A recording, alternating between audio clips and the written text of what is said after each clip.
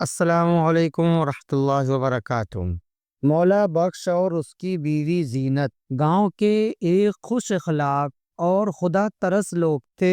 ان کا چھوٹا سا گھر صاف ستھرا اور محبت سے بھرا ہوا تھا۔ ان کے 4 بچے تھے، جن میں سب سے بڑا اکبر 15 سال کا تھا۔ باقی بچے اسکول جاتے اور شام کو کھیتوں میں اپنے والدین کا ہاتھ بٹاتے تھے۔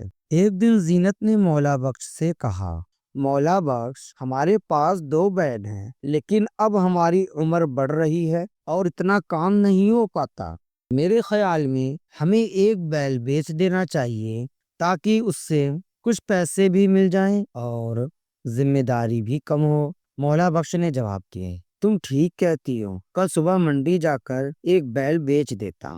اگلے دن مولا بخش نے بیل کے گلے میں رسی ڈالی اور اسے لے کر منڈی کی طرف روانہ ہوا۔ راستے میں وہ مختلف لوگوں سے ملا۔ پہلا شخص جس سے اس کی ملاقات ہوئی وہ ایک مضبوط اور خوبصورت گھوڑے کے ساتھ۔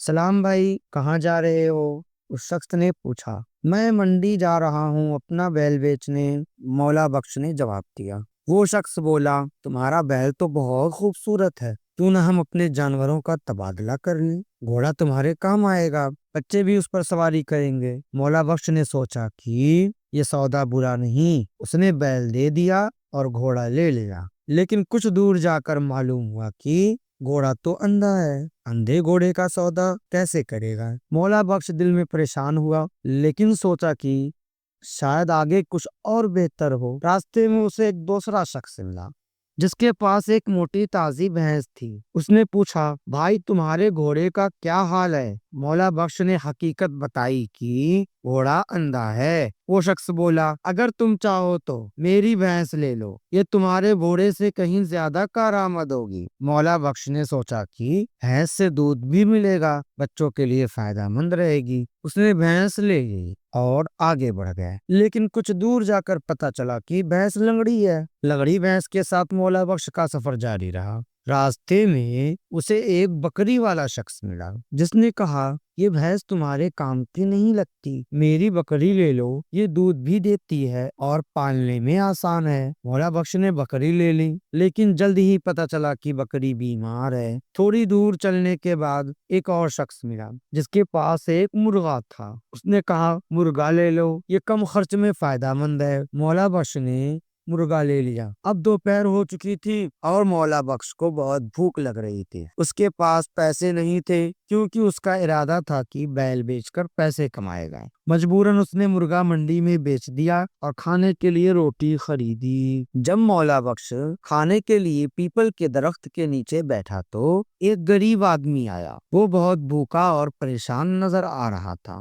بھائی، کئی دنوں سے کچھ نہیں کھایا، اللہ کے واسطے کچھ مدد کر دو، فقیر نے التجا کی۔ مولا بخش نے اپنا کھانا اس فقیر کو دے دیا اور خود بھوکا رہ گیا۔ مولا بخش جب شام کو گھر پہنچا تو زینت نے پوچھا، بیل بیچنے میں دیر کیوں ہو گئی؟ تمہارے لیے کھانا بھی تیار ہے۔ مولا بخش نے جواب دیا، بیل تو میں نے بیچا نہیں، بلکہ اس کا تبادلہ گھوڑے سے کر لیا۔ زینت نے خوش ہو کر کہا، یہ تو اچھا ہوا، بچے گھوڑے پر سواری کریں گے۔ مولا بخش بولا، لیکن گھوڑا اندھا تھا تو میں نے اسے ایک بھینس کے بدلے بدل لیا۔ زینت نے کہا، یہ تو اور اچھا ہوا، دودھ بھی ملے گا۔ مولا بخش نے بات جاری رکھی، لیکن بھینس لنگڑی تھی تو میں نے اسے بکری سے بدل لیا۔ زینت نے کہا، بکری کا دودھ بیماریوں کے لیے شفا ہے، یہ بھی اچھا ہوا۔ مولا بخش نے کہا، لیکن بکری بیمار نکلی تو میں نے اسے مرغے سے بدل لیا۔ زینت نے کہا، مرغے کی اذان سے ہمیں وقت کا پتہ چلے گا، یہ بھی اچھا ہوا۔ آخر میں مولا بخش بولا، لیکن مرغے کو بیچ کر میں نے کھانے کے لیے روٹی خریدی جو ایک فقیر کو دے دی۔